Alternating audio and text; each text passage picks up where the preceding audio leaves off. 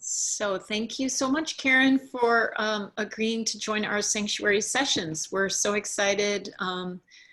Full disclosures, Karyn has been working with 6018 North with me on executive coaching.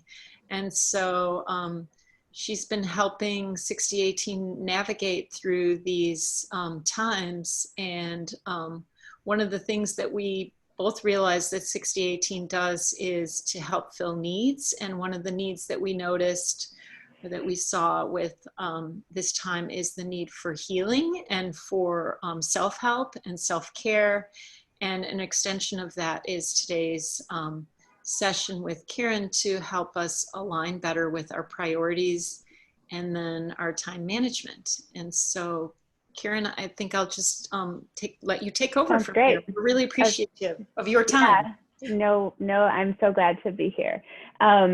This is stuff that's really near and dear to my heart, figuring out what matters the most and then how to sort of maximize the same amount of time that we all have every day for best effect, best impact, and sort of least resistance and flow for ourselves every day. So I wanted to start by just asking, actually, let me put up a PowerPoint. So I'm going to share my screen here. Okay.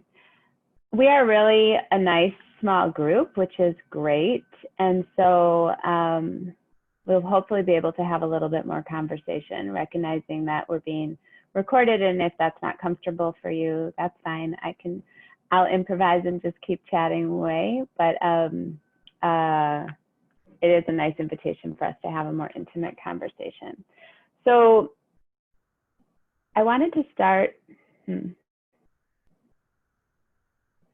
think I want to start. Yeah, okay, I don't know why it was stuck. What makes it so hard to manage time? And I put it in quotes because we always talk about it as managing time, which also just has some sort of energetic oddness, maybe, of something that we manage. But what makes it hard, make it personal, what makes it hard for you to manage time? I was going to ask you to put it in the chat. You can go ahead and do that. Or you can take yourself off mute if you've got something that you want to throw in the mix.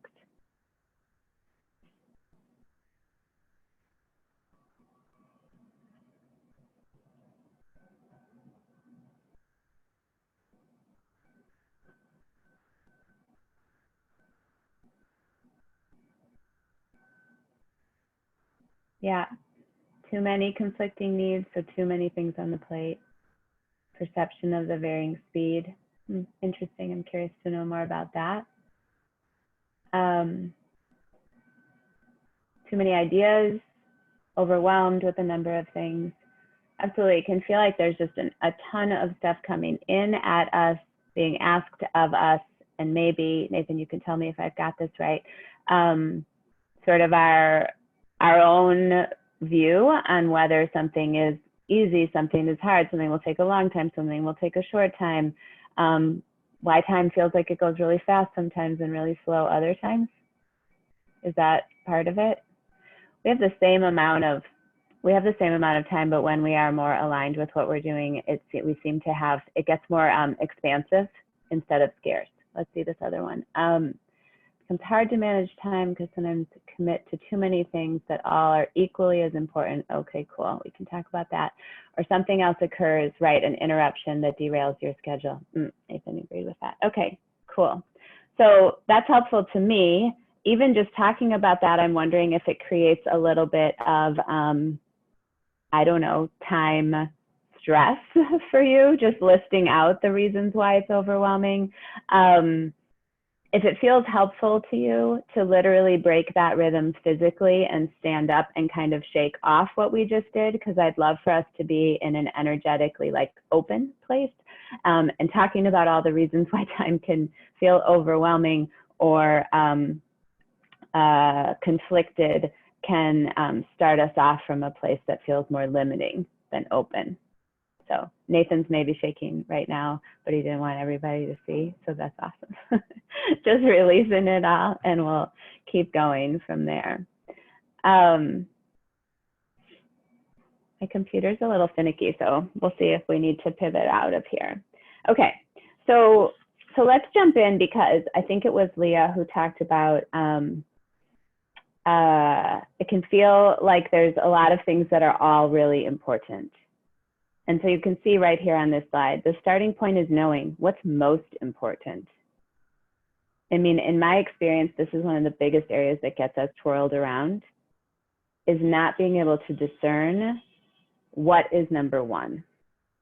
What is your priority right now?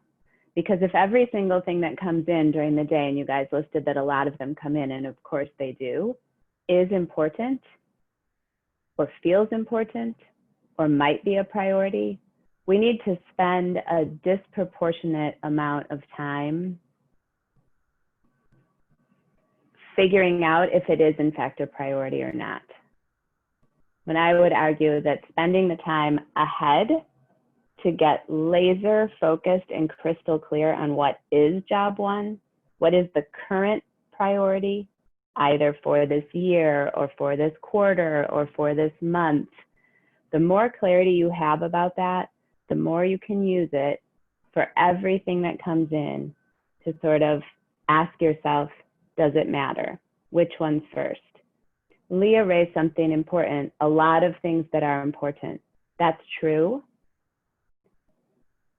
but really only one thing can be number one at any point in time. That is so hard, because a lot of things feel like priorities in different ways. When you have that kind of clarity of intention and of attention and focus, it can create intention. It allows you to be deliberate and concentrated, and to filter out what is number 2 and 3. When 5 things are number 1, none of them are number 1. None of them get your full attention. None of this is rocket science, but it is a really good reminder. And like a lot of things, when it comes to creating clarity, it is a ton of hard work to get that clear. It's like delegating is the same way. The end result is tremendously helpful. Other people are doing work that they enjoy. You've moved things off your plate that aren't that is not in your wheelhouse. Everybody's boats rise, but in order to delegate well, you have to really think through who's the right person to do that, and instruct them in how, or empower them to think about how, and then giving them, and then allowing them to do it. It's beneficial in the long run, but it's time consuming at the front end. And I guarantee you this is the same thing. The time at the beginning is hard, hard, hard. And the result is so much more flow. Spoiler alert, I don't have a secret fancy way for you to know what's number 1. Like, that's actually your own discernment and reflection that needs to happen. And it might be different things for different hats that you wear in your life. But I want you to take a minute right now and write out what you think is number 1. Should have asked you at the beginning to have some paper and pen handy. And if you don't know it, or if you're not sure if that's number 1 priority to you right now, in whatever hat you want to be wearing for this exercise, how are you going to figure that out? So take a couple minutes and think about that. Just really sit with that and think about it. What's number 1 right now? If you don't know, or you're kind of hesitating between a few things, how are you going to figure out what's most important right now? What's your number 1 priority?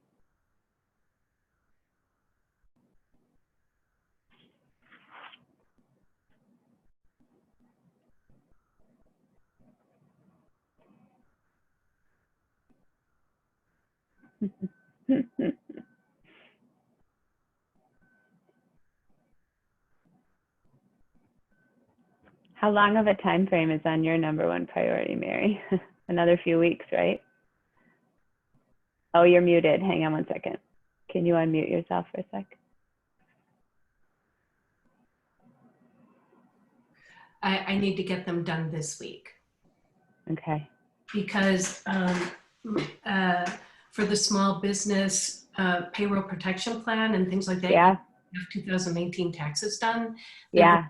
Send it for 5 weeks. So I need Yeah. it done so I can give it to the accountant, and then he can apply for the grants, because they Yeah. expect to have the Schedule C or whatever it is. Yeah. Yeah. Totally. So would it be okay if I ask you a couple questions about that? Mhm. Okay. What's the higher priority that rolls up to for you? Can you explain what, I don't understand the question. Yep. So the priority of getting the taxes done, I think, has a July 15th deadline, if I'm following that right. So that's a 2-week it's a short-term priority that likely has a higher priority that it attaches to. I think the higher priority would be for my husband to be able to apply for this, for the benefits from the for the PPP thing. Yeah. Because he's a clinical psychologist and he's a sole proprietor, so Yep.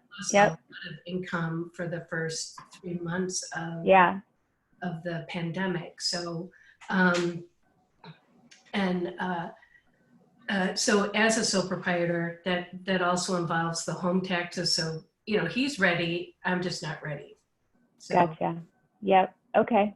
Would it be fair to say that the higher priority would roll up to sort of the overall financial well-being of your household? Yes. Yes. Okay. Yeah. Because other things might fall in that. So what's helpful in what you just, in talking about it like that, is that while we might refresh what's right in front of our face in terms of an important priority, it's helpful to know what's our bigger ask.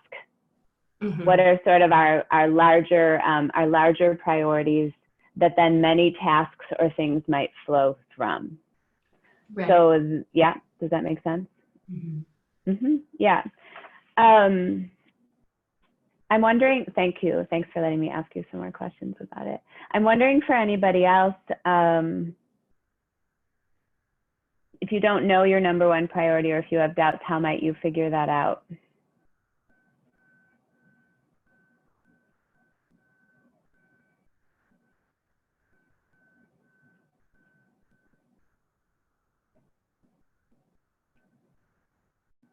Yeah, okay, great. So Nathan chimed in with, supporting the work of artists as the priority. And that's super helpful because you can use it to decide if what you're doing is in support of that. If you have two competing priorities, which one is in support of your bigger ask, your North Star. It doesn't mean the other one isn't important. It's just helpful because, like Leah pointed out so wisely at the beginning, oftentimes it can feel like a number of things are extremely important. What if you have one and there's 5 that are like close runners up? That's okay. These will probably shift around a little bit, but still something is number one. So you do have 24 hours in the day and you're not awake for all of them. So, but if you try to attend to all 6 at once, I guess I would ask back, if you try to attend to all 6 at once, how successful are you at managing your time?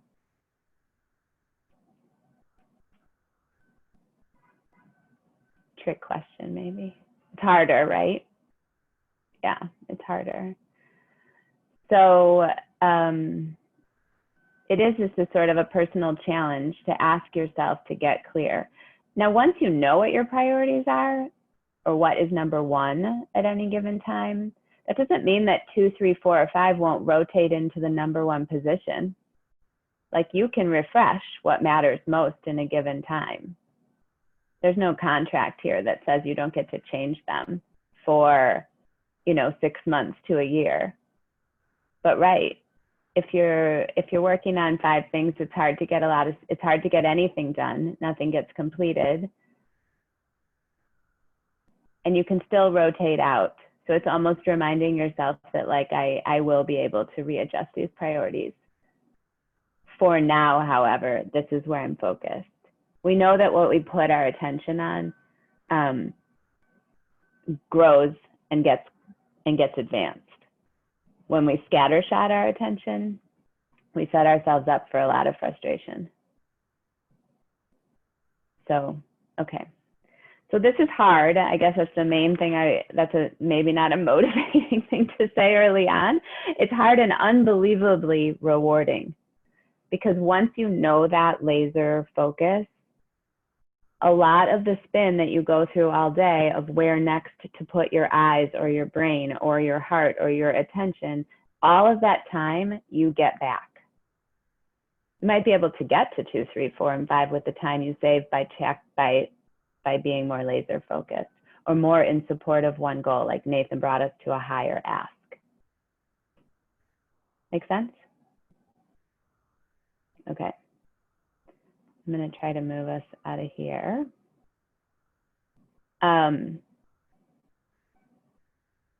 that Nathan's priority, helps illustrate is that knowing your priorities is one thing.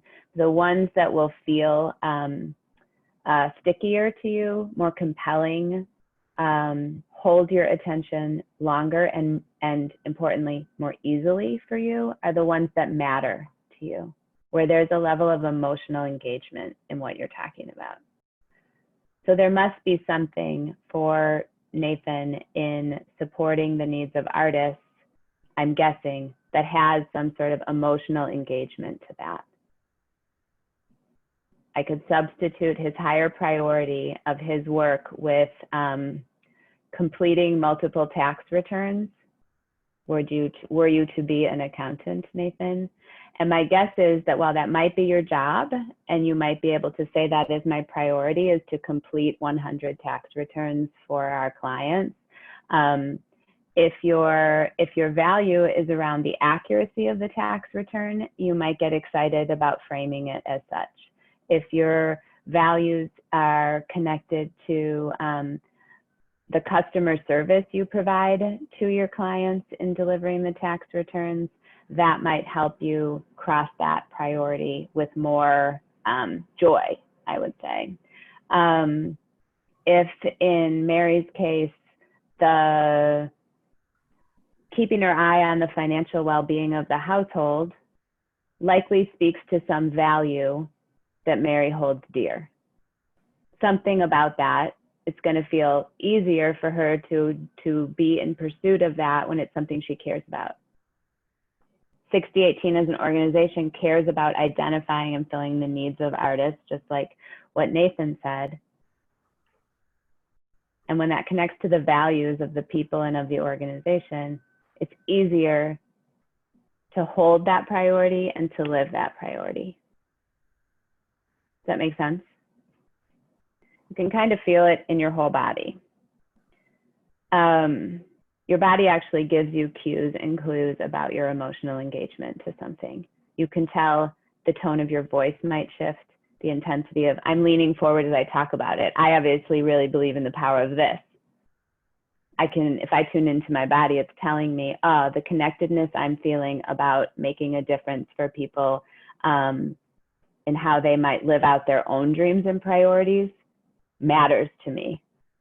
I can key into that. So when you're thinking about your priorities and you think about ones that feel less engaging and less connected for you, you can ask yourself, what values of mine are present right now and what's missing? I want to see what, oh, great. Yep. We got somebody else tuned in.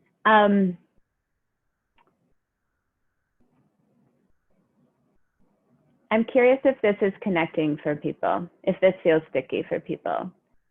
Can you take yourself off mute if you just want to highlight whether it's making sense to you in some way?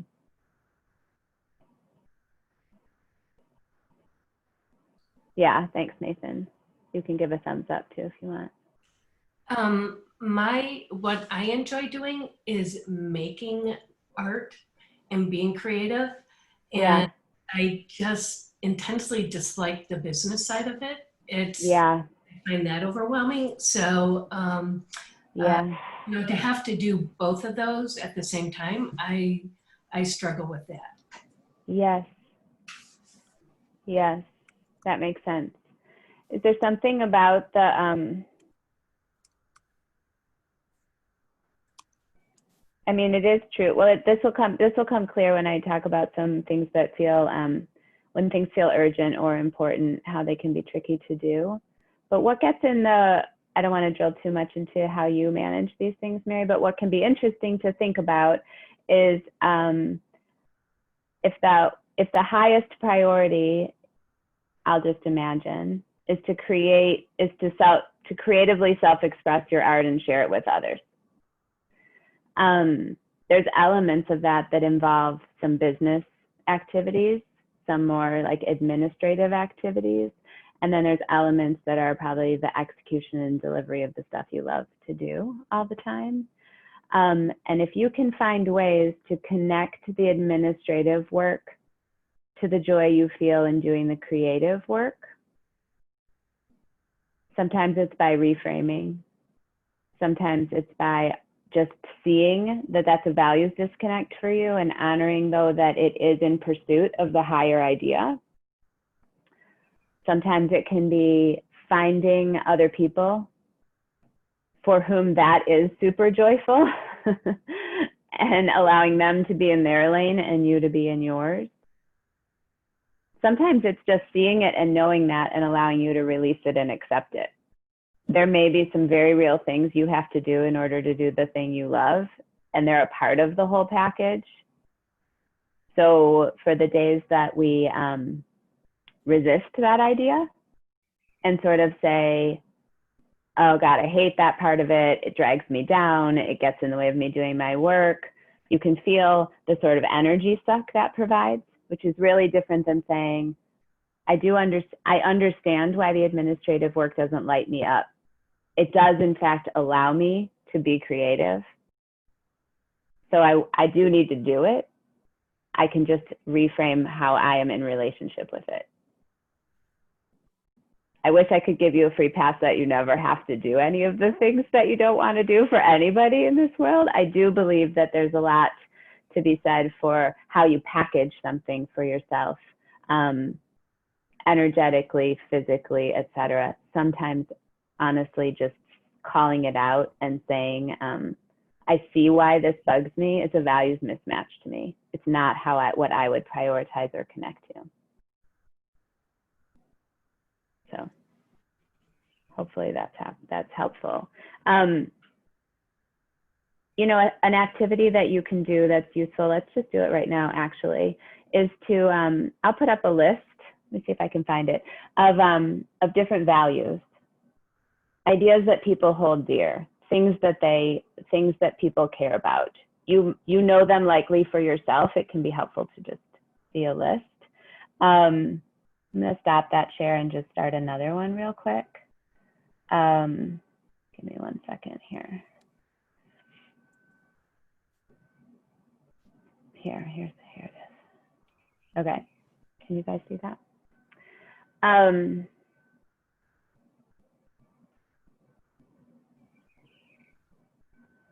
Just take a second and read these words or scan through them.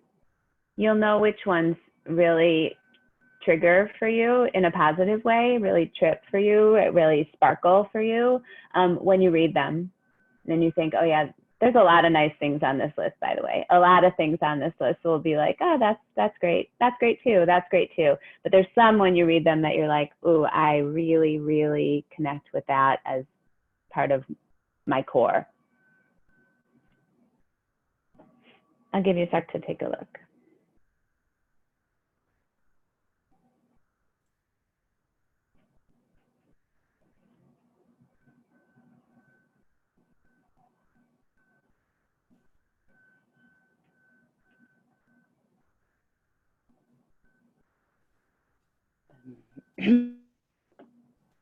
I have a question. Do you hear me? Yeah.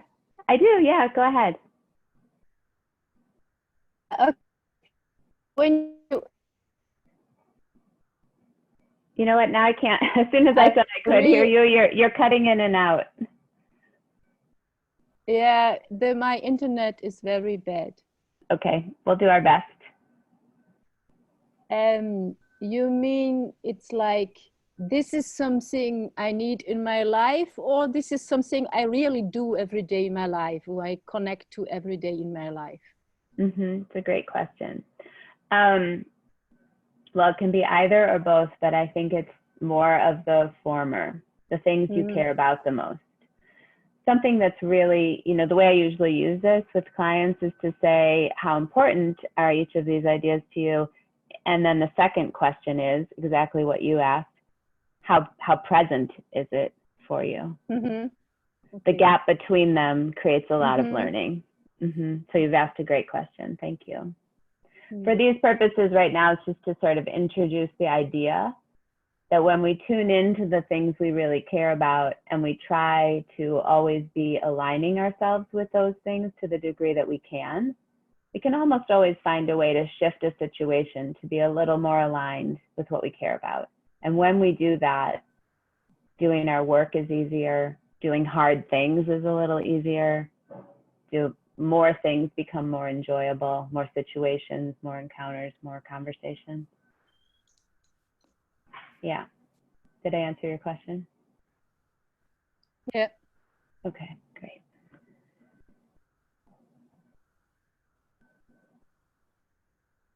So hang on to a few of these, and you know, when I talk about this with clients, I will always ask, this list is by no means exhaustive. I mean, think about situations when life is going along exactly how you want it to, or moments that feel just really in flow and connected. What values of yours are present in those moments? It's not something we sit with a lot and think about. I think we can all list important ideas that we respect and value. And there's some that never go away, and they are sort of core to ourselves, to our who, to our identity. But there's other things that come and go at different times. They take more front and center seats. In my experience, we don't spend a lot of time really, really asking ourselves, what are they in any given time? And not just the word, but what do we really mean by that word? What all goes into that word? Again, sort of like the priority piece, the more effort that goes in to understanding this, to understanding ourselves, the more the rest of the tactics of time management flows. Because those become sort of tactical tips and tricks to navigate busy lives, which we all seem to have. When we navigate and lay those busy lives of inputs and expectations and our own and other people's and stuff to do on top of what is most important to us and what we care about, it's more expansive. It flows easier. More work up front, more gain at the back end. Not your typical time management going class, although I will offer you some good suggestions. Okay, I'm gonna pivot off of this and go back to the other. Are there any other questions before I skip back into where we were? If you have one, take yourself off mute and feel free. Okay, so if we know what is number one, which is you know, effort, and we know what we care about, which is really essential for our feeling kind of balanced in our life, then what trips us up? Like, how come this is still hard? And you guys raised some of these kind of questions or kind of these scenarios at the beginning. This quadrant, I think it's called like the Eisenhower quadrant, but it exists in lots of different kinds of formats. And the idea here is that on one axis over here is urgency, and over here is not urgent, and up here is importance, and down here is not important. So I'm going to explain each of these four quadrants. What you might want to do is draw a little 4-size box on a piece of paper, And as I'm explaining each of them, try to be capturing for yourself examples of things in your life that might fall into that particular kind of bucket. You all have probably a very long list of to-dos right now, and all the things on it go in one of these buckets. So let's start with this one. This is called like the golden quadrant. This is where things are very important, but not urgent. It's called the golden quadrant because it's sort of like, it's where the magic happens, I guess. And it's really elusive and hard to get to. Let's call it like the holy grail. But when you can spend time here, the gain is huge. The types of things that belong here are like understanding your values. It's not urgent, but it's important. A lot of things that go in this bucket are things that if you do them from a place when there's not a fire drill and you're clear-headed and you can sort of catch your breath and do some good, deep, great thinking, the gain ripples throughout everything. The challenge is to hold all the other noise away so that you can do that kind of good strategic thinking. It's oftentimes where we like set up a process for something. So instead of responding to things that come in all the time, we sort of pump the brakes and say, wait, could we make one way to do all of this? That's a quadrant 2 kind of activity. So it's real meaty, real valuable, and to the degree you can always challenge yourself to make time, it's never a bad investment. It can just feel hard. Sometimes hard is just hard. Quadrants 1 and 3 both play on urgency. There's just a slight change in importance that I want to clarify. So quadrant 1 is often thought of as like the fire drills. Things that, this is a very reactive quadrant. This is the place where stuff comes in and you must answer. An email that needs your attention, a letter that needs to go out. Taxes are due in 2 weeks, right? On the 14th of July, there's no avoiding this is in quadrant 1 at that point, right? It has to be. The importance in this case is more tied to your priorities than anything else. So it's not a sort of an absolute judgment on whether something is important. It's whether it's important to you. This does tie back into your priorities. Because there's a distinction between 1 and 3.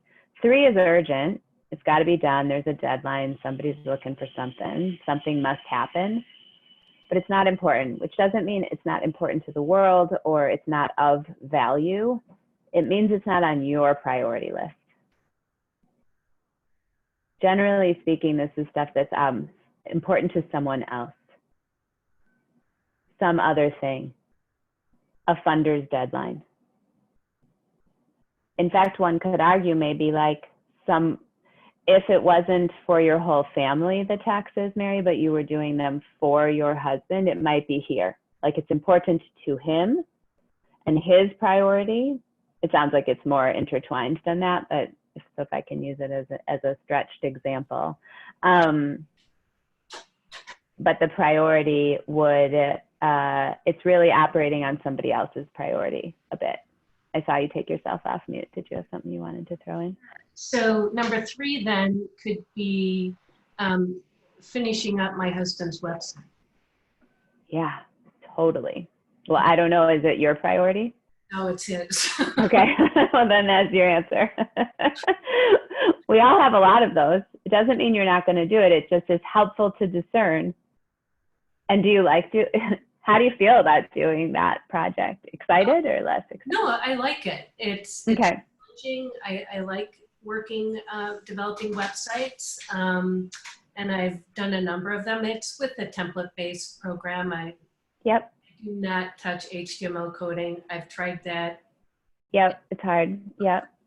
And so I'm definitely a WYSIWYG type of person. What you see is what you get. That's, yeah. it can work that way. Yeah.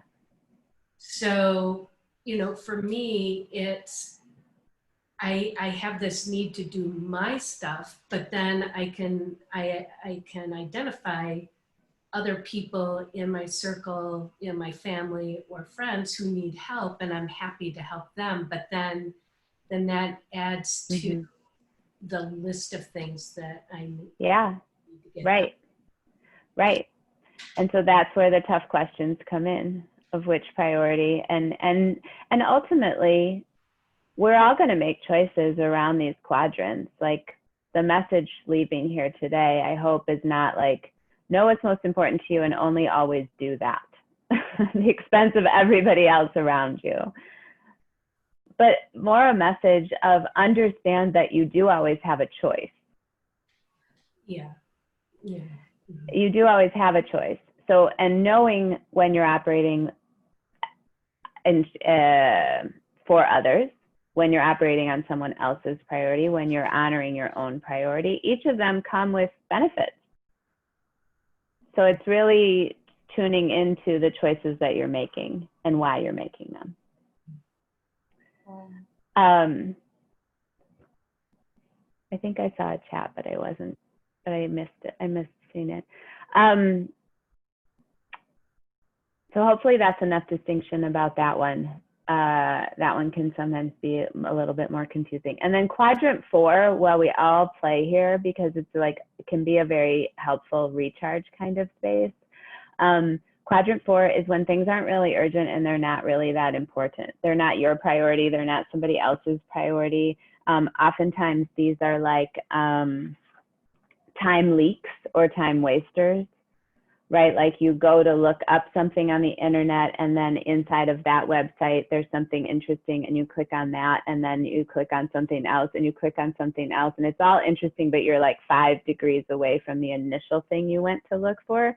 That's fun. And again, be in choice, but recognize that it is a time leak or a time waster. Either, they both exist. Sometimes we need them to recharge.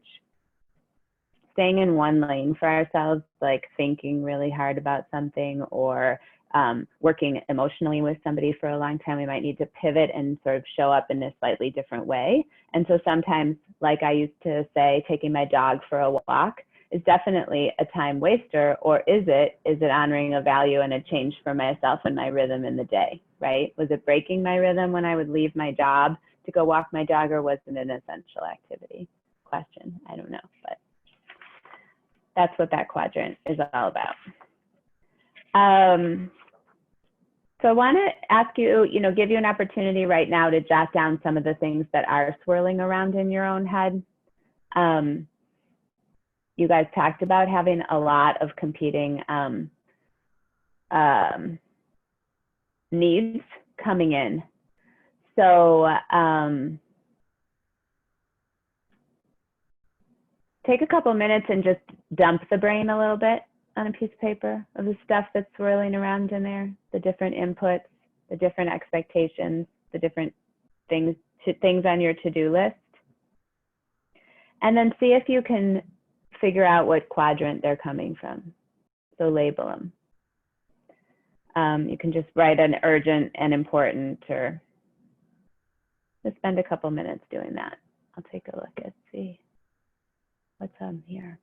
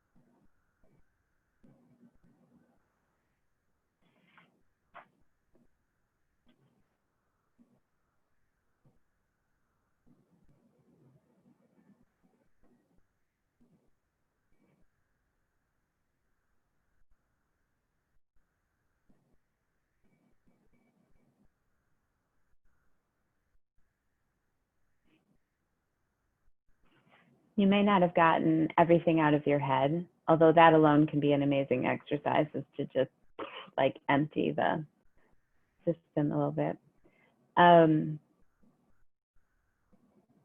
But wherever you are in making that list, take a minute and see if you can identify whether something is urgent or not urgent, whether something is important, meaning aligned with your priorities, or not. Feel free to add other nuances if you know that it's aligned with someone else's. That carries a different weight likely for you, which makes sense. Make some observations for yourself.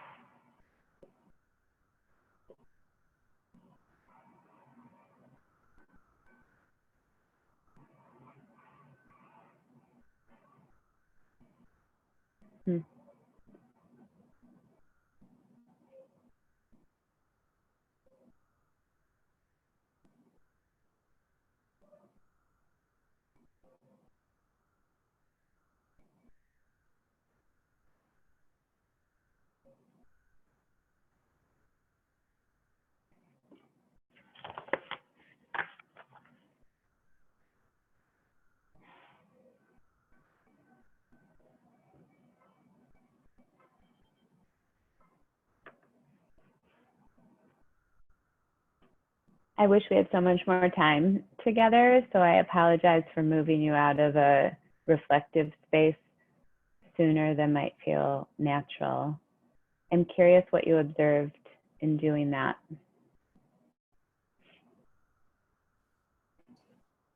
I think what I'm struggling with is not this idea of urgency, but this idea of important, because for me, it's like everything's important. How do I decide the different levels of importance for these tasks or these things I want to get done?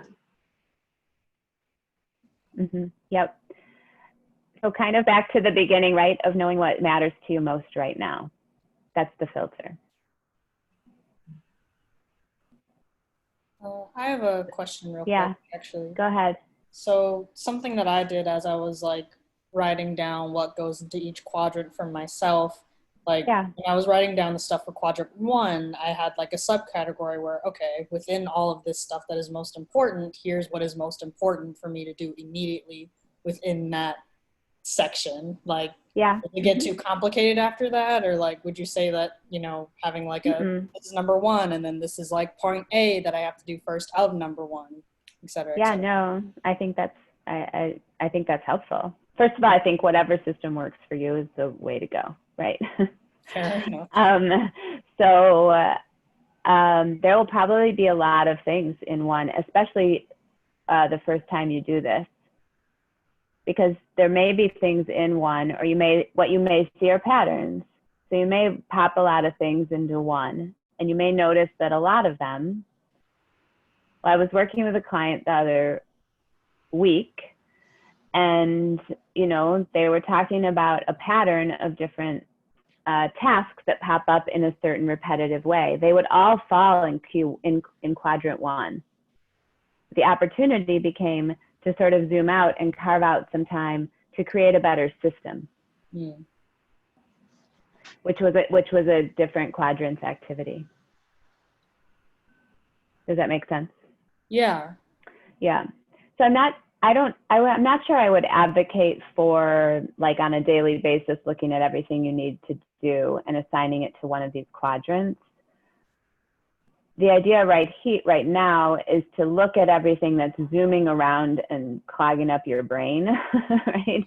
And making you feel sometimes overwhelmed, and put it all out in front of you and ask yourself, oh, wow, and see what it says to you. Oh, I see. I'm doing a lot of things for other people.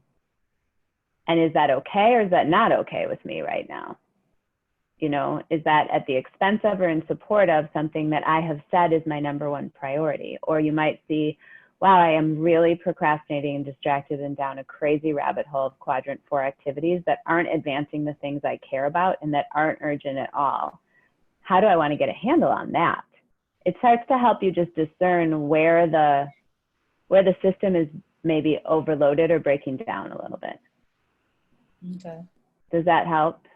Yeah, most definitely. Make sense of it? Yeah, I think if you tried to, like, every day at the start of the day, look at what you're going to do that day and assign these numbers, I'm not sure that that would get you what you're looking for, which wasn't necessarily what you were advocating, but in case you were thinking about doing it that way.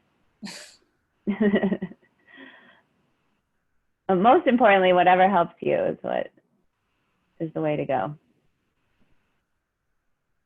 Were there other observations, Tricia? It looked like you might have had something that you wanted to say or ask a question about. I guess if you have things that go into all the quadrants, I guess the number one thing is to not do number 4 first. But yep. do you then, how do you choose between number 1 or what's number 2? 2 is urgent, but it's probably operating on somebody else's priority, not yours. So what's the, if you have certain time in the day, do you do 1 and 3 the most, or do you have to do 1? Because you could spend all your time doing 1 all the time and never get to 3, so that 3 then eventually becomes a 1. Yeah. There's not like an easy way to answer that, which probably doesn't come as a big surprise. I guess I would come back on sort of the same thing I was talking about with Leah, that I would use this idea to help you see patterns for yourself and then try to make sense of those patterns, as opposed to using it as a way to organize your to-do list. That makes sense. Thank you. Yeah, sure. I can offer some suggestions on the actual like tactics of managing your time, and to the degree we have time, I can give some ideas for that too. Yeah. So this tool is useful for reflection and understanding of all that you guys commented on at the beginning. There's so much. How do I know which way to turn my head? You know, this needs a little quiet space to look at and populate the boxes. I might even recommend walking away from it and coming back. And when you pick it back up again, looking at it with fresh eyes and asking yourself, what do you see? What do you notice? How does it overlap with your values? If you could only spend, when you read the list in quadrant 2, do you feel excited or do you feel annoyed? Or some million other reactions you might have to it. Just let it talk to you a little bit. And once it does, that's instructive. You can ask yourself, where do you want to go next from there? So let's talk about just a couple of suggestions of things that you can do. I'm going to just put up these 4 questions. I talked about this early on. You know, some of this is just designed to keep your energy up while things are busy. So reframing ideas so that they align with your core and your values is useful. You know, I gave an example last week in preparing for this session, talking with Tricia and Nathan, and I gave a personal example of how I can reframe something. You know, I own my own business. I've owned it for many years. I still need to do some business development activities. I don't really love that. I really love talking to people and working with them in creative and collaborative ways. I do need to go to networking events every once in a while. So I reframed them to be more aligned with the aspect of my work that I care about. I leaned more into focusing on the connection and conversation that I would make than on the sales aspect of the work. The reality is the same. I'm there to talk with people and build my practice. But really the part of it that makes me excited is I care about people feeling connected to what they do every day and finding joy in that every day. That absolutely gets me up every day, so excited about my work. So if a conversation that I need to go do at a luncheon, the kinds that don't exist right now, is framed as such, I'm going to enter into that activity from a different place. And I have the opportunity to do that all day long. That is absolutely in my control. The more I understand about myself, the more that I can use my own lenses to apply to my situation. So that's one. The second on there is, I talked about earlier also, how can you delegate to align with somebody else's joy?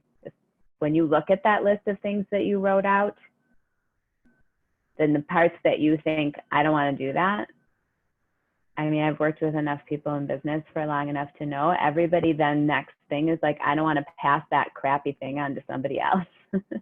The thing is, it's not aligned for you, but it might exactly be a great match for someone else. So doing the right, being focused on what is most important for you, your priority, is your job number one. When that is true, all the rest of what you're trying to do flows from there. Sometimes it means you can't do everything. That's already probably true. So it's worth a try to be laser focused. Okay, the third one is what might get in the way. Plan for it ahead. I would call this like a pre-mortem instead of a post-mortem. You know, when a project's over, you can kind of work over what went wrong so you can fix it for going forward. You can do that in advance also, a pre-mortem. You can look at what you're about to take on and ask yourself, what holes might you need to proactively plug for it to go more smoothly?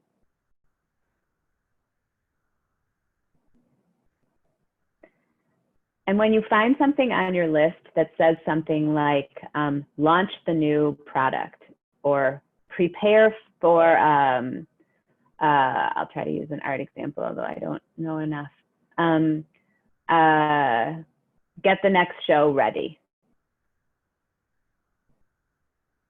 If the bite is too big, break it down.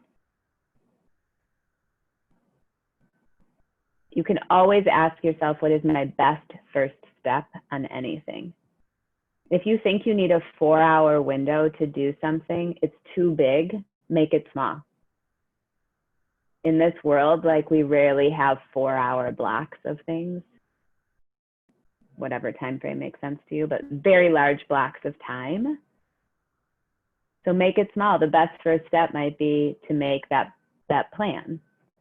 The best first step might be spend 10 minutes writing down everything I need to do to get my show launched, to start my next piece of work. You might need to go get supplies. You might need to secure space to work on it. You might need to carve out some space to let the creative juices flow. Maybe that happens when you go for a walk. So now you need to build time to have a walk, like 10 minutes to make a plan, because you probably already know it. But when we say, like, get started on the new painting, it gives us nothing to hold on to, and therefore we can't tell that we've made any traction whatsoever. Best first step is like your best friend.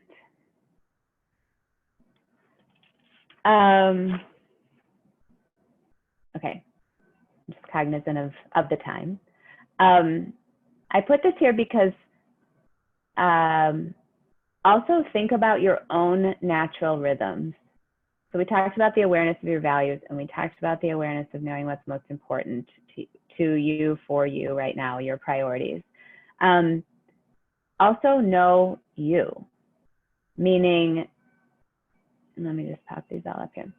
Meaning, we all have like natural peaks in our day. Some of us are more night owls, some of us are not. There are times when we do better thinking. There are times when we need to sort of break that thought and do something physical. There are times when we crave connection with other people. The more you know about your own natural rhythms, your, in this case, ultradian rhythms that don't follow the same sort of 24-hour clock. They break up in smaller chunks of time. Some people say that, like, sitting and doing the same kind of thing for more than an hour and a half, like, we build up too much toxins. We need to sort of change gears. The gears are listed there: cognitive, emotional, physical. If you're doing a hard thinking project, switch to something emotional, restorative for yourself, or physical, and vice versa. Change them around a little bit. But the more you know about this for yourself, and then the more you use that knowledge to set yourself up to be doing the right kind of work at the right time. Again, all of these activities aren't so much about organizing your calendar. They're about using the wonderful time you have every day best aligned with how you are, so you create more time. At least that's how I look at it, that you create more time that way.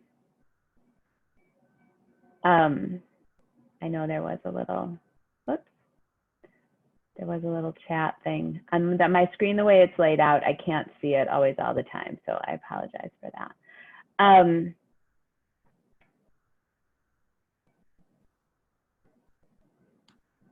I'm going to just remind you of these two ideas. It's to challenge yourself to get clear on what's number one, which takes some reflection and some work. If you leave here with nothing else but knowing, like, what is number one to me right now? What is number one for me right now? Not your fire drill number one, but your big idea number one. And if you are always looking to remove friction whenever and wherever possible, in all the ways we've talked about, making a project more nibbleable by breaking it down, aligning with your values, enlisting support, planning ahead, setting yourself up with accountability partners, someone you work with, someone in your family, someone who's going to ask you how something is going. So powerful to say out loud what you're trying to work on and ask for someone to ask you about it. Knowing that they're going to ask you about it is very motivating and compelling. It disrupts your own pattern and introduces someone else in the rhythm. So again, challenging yourself on number one, your number one priority, and working to remove friction wherever you can. Because why not? Because there is a lot to do, and we all care about a lot of things.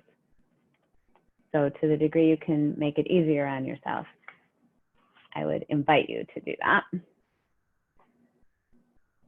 And because action is extremely important, just take a minute to think about these questions up on the screen. What are you going to carry out of this conversation? What's sticking for you? Not everything we talked about will be sticky, and that's perfectly great. Something that probably clicked in your own head during this call made sense to you, and you might want to do something with it. So what will you do with that? And then in the spirit of managing your time and your goals effectively, when are you going to do something about that? Who might you tell that you want to do that thing? How are you going to set yourself up for success?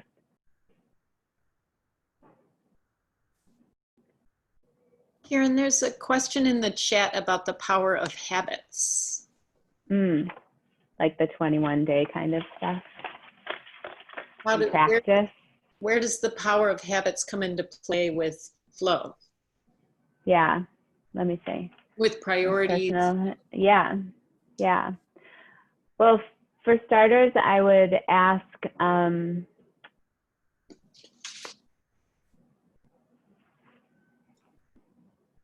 if Leah, if you would mind clarifying what you mean by the power of habits, because I could interpret that a bunch of different ways. Yeah, I guess what I was thinking of, because like I have a history of like procrastination, and I think all of us have had like that issue of procrastination at some point in time. So when I think about like the power of habits and whatnot, like there are some things that, for lack of a better word, that we instinctually do without even thinking about it and realizing it. So I guess what I was trying to get at with my question is like, how does one's habits like affect obtaining their goals and their priorities? And because one can change their habits and, you know, put forth that influence to start developing more healthy habits to get those priorities done, like what, in your opinion, are steps that a person could do? Yeah. Does that Yeah. make a little more sense? Or? It does. It's great. Thank you. It's a big question. It's super interesting. I'm taking a really interesting course on some of this right now. So I guess what I'll just answer personally what I think about that. I think I completely agree with you with the idea that there are a lot of things that we are on autopilot about. They're like well-trod paths in our brain, and we do them without thinking about it. So for starters, you can work on awareness of that. When am I prioritizing something, leaning into something? Where am I reflexively giving somebody else's preferences or priorities more credence than my own? Just starting to pay attention, I guess, catching yourself, being yourself, and trying to pay attention and capture some of those things. I wonder if it would be useful to think of a specific example. But some of the ways you can create new habits, at least in some of the new learning that I'm working on, is by disrupting and recreating the same way you learned the habit in the first place. You need to sort of start over and teach it to yourself again in a new way. There's a couple factors that go into that happening. One is to disrupt the pattern or the habit. One is to have some sort of supportive relationship in doing that. So whether it's a friend or, you know, it's a more complex, longer thing, a coach or whatever it is, some sort of, the juice you get by having it be in some sort of relationship and dialogue is useful. The emotional engagement I touched on earlier, that you care about making the difference, is a huge one. Huge. If that's where a lot of procrastination comes in. Are you actually connected with the change that you want to make or not, or changing a habit? Attention and focus. So being crystal clear on what it is you want to be different, what you want to be different, why you want it to be different. That's the emotional engagement, how much you care. And then there's something really interesting to be said for adding movement. Like recognizing that our cognitive ability to process all of these kind of changes is only one part of our intelligence. And using some sort of movement, physical cues, to help us create the new habits that we're looking to form. There's something, I love this story of like in neuroplasticity and how our brains fire in consistent ways that become so automatic that we don't even understand they're doing it. And we start to try to build a new bridge basically in our brain. And it's very tentative at first. And it takes a lot of walking on it. That's that power of habits, like 21 days to build a habit, keep walking on the same bridge. But there's this beautiful image that, as I think many of you are artists, you might like. My husband's an architect and he shared this idea with me. You know, in architecture, they call them desire lines. They're like the paths, like the cow path. The path that isn't the one that somebody out that was already established. It's like another way to get where you want to go. So if the best way to get to the dining hall is to go across the middle of the quad, for example, people will start to walk that way. And at first, that might be sort of muddy. But after a while, that will become the well-trod path. And in architecture, they call them desire lines, sort of where your heart actually wants to go, not the way that it was set up. And you have to walk them a lot to get them done. Eventually, they get paved because power of the people will win out. But I don't know, I've sort of wanderingly answered your question. It's something I'm thinking about a lot right now, actually, Leah. For sure. And if we have time, I actually have like a brief follow-up, if that's okay. I want to ask and just see, like, I'm okay to stay on. I know we said till 2, so Trisha or Nathan, tell me what you'd like me to do. If anybody wants to leave, they can pop off.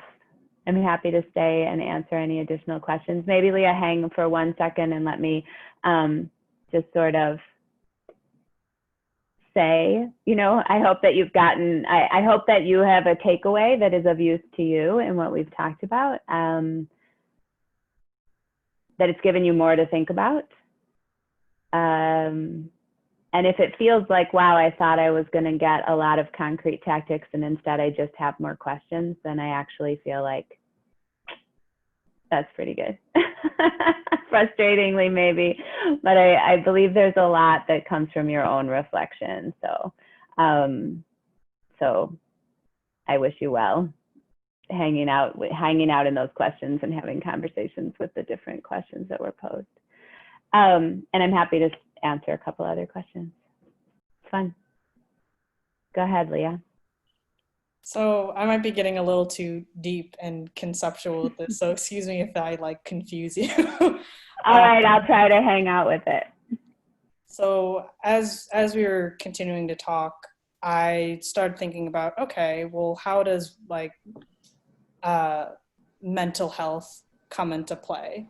Yeah. I know for many people, particularly around my age who are artists, like there's always that constant self-doubt. And I know for me personally, I'm a perfectionist, unfortunately. So there's like this constant fear of failure, which comes in with self-doubt, which, you know, enters like procrastinating because I don't want to fail.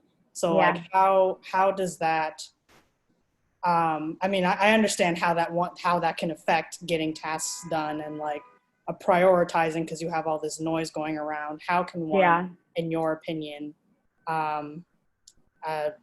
I guess manage that? Would it just be a sake of like just doing it, or, you know, what are your thoughts on that? Like doing what? Doing like the thing you want to do? Yeah, like I guess not getting caught up in all the self-doubt to a point where you end up just kind of being stuck and not doing anything. Yeah, I hear what you're saying. You're right, there's a lot of different things in there, but a couple ideas come to mind. Well, first of all, honoring the voices you hear, those are real. So, you know, and then, so maybe not dismissing them. You can give them a new job sometimes. How do you mean? Yeah, it's good. I'll see your deeper thought and I'll raise you a deeper thought. you can give them a new job, meaning that same voice that tries to block you, you can ask it to help you out in some way. You can view it as more of a friend than a foe. Like tough love, if you will? Not necessarily. So like the same voice that you can try to flip the spotlight a little bit and repackage that voice. So the voice that says like, you might not do it, you might not be able to do this thing you want to do, Leah, because maybe I'll just make stuff up. Okay, if that's all right, you know, because you might not think you're good enough, and you probably should really not do it, you know, because if you put yourself out there, what might happen? It seems pretty normal voice that a lot of us hear for a lot of things. And I can there's a lot of things I can do to explore where that voice comes from, right? We're not going to talk about all that right now, but you can say, thanks, like I hear you. And I appreciate you trying to protect me. And I'm going to give it a go. You know, I'm going to move forward. Thanks for reminding me. And I know you're here if you need me, but now I'm gonna give this thing a try. You can also try shifting the spotlight, which might be more compelling, to the ways that you've proven that you will be doing just great. So I guess like kind of going back to what you were talking about discussing earlier with like reframing everything. Yeah. Interesting. Yeah. You know, like what evidence is there that this won't go great? What evidence is there that this will go great? This is true. You know, so kind of shortcutting it a little bit.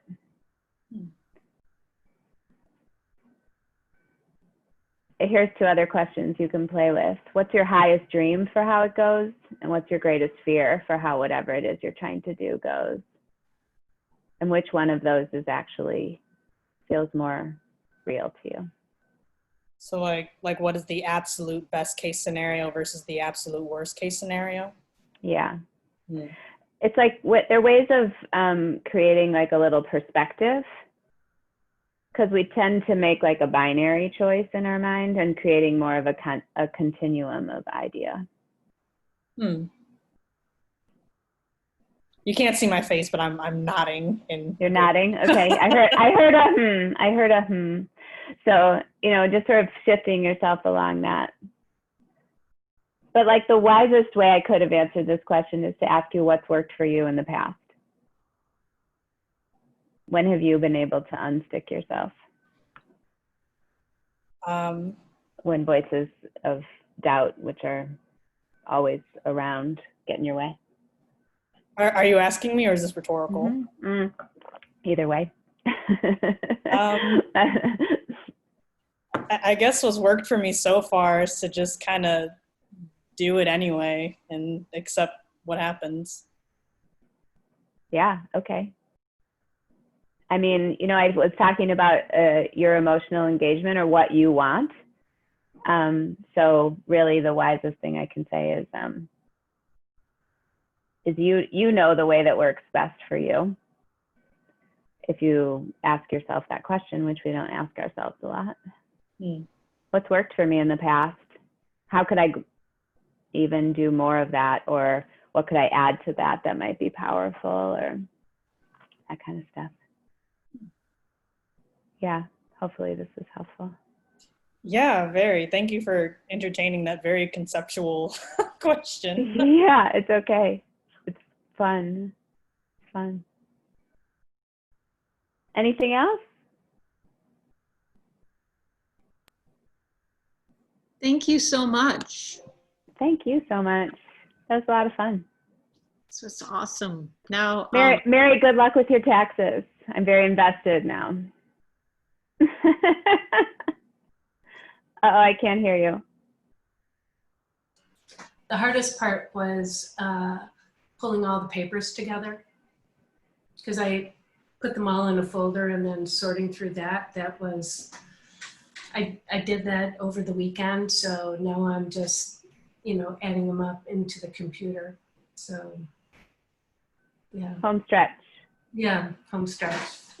Great. I know you'll cross the finish line. Sorry, go ahead. What? I was going to say, in response to Leah's talking about fear of failure, what about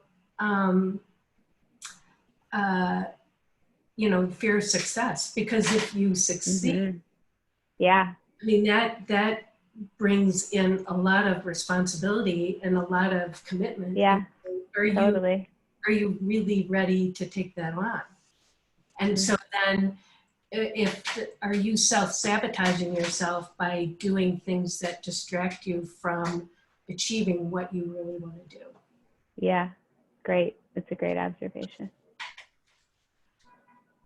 There's like so many ways that we stand in front of ourselves. And my husband, clinical psychologist and all this other stuff, he said, if you're feeling guilty about doing something, that means that you're taking care of yourself.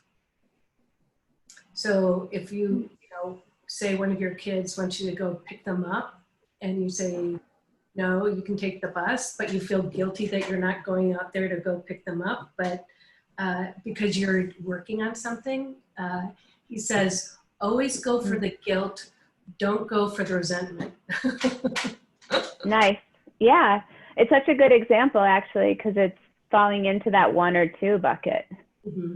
Right? It's somebody else's priority or your own priority. It's uncomfortable and important to do. It's a great way to think about it. Thank you for sharing that. Cool. Okay. Thank you. Well, this was fun. Thank you so much. It's great. I'll talk to you guys. Yes. Hey. Thank you. Nice to meet you guys. Bye. Bye. Have a great day. Thank you.